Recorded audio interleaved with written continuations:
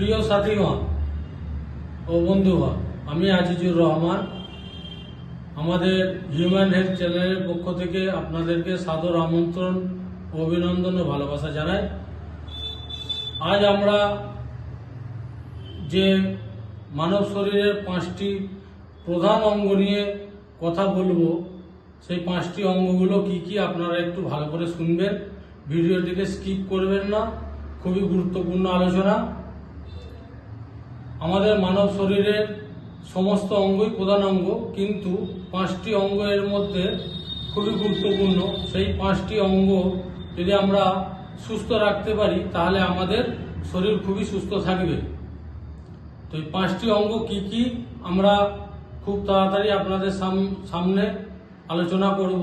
তার আগে আমাদের চ্যানেলটিকে যারা সাবস্ক্রাইব করেছেন তাদেরকে অসংখ্য ধন্যবাদ জানাই, এবং আমাদের চ্যানেলটিকে যারা সাবস্ক্রাইব করেননি তাদেরকে বলবো আপনারা খুব তাড়াতাড়ি চ্যানেলটিকে সাবস্ক্রাইব করুন এবং শেয়ার করুন, আমাদের সঙ্গে জুড়ে থাকুন।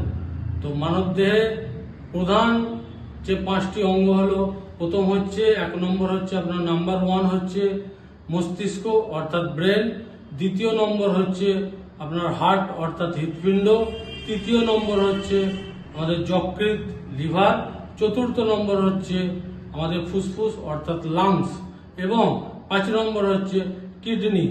এই 5টি অঙ্গ যদি আমরা সুস্থ রাখতে পারি, আগামী দিন কিন্তু আমাদের শরীর খুবই সুস্থ থাকবে।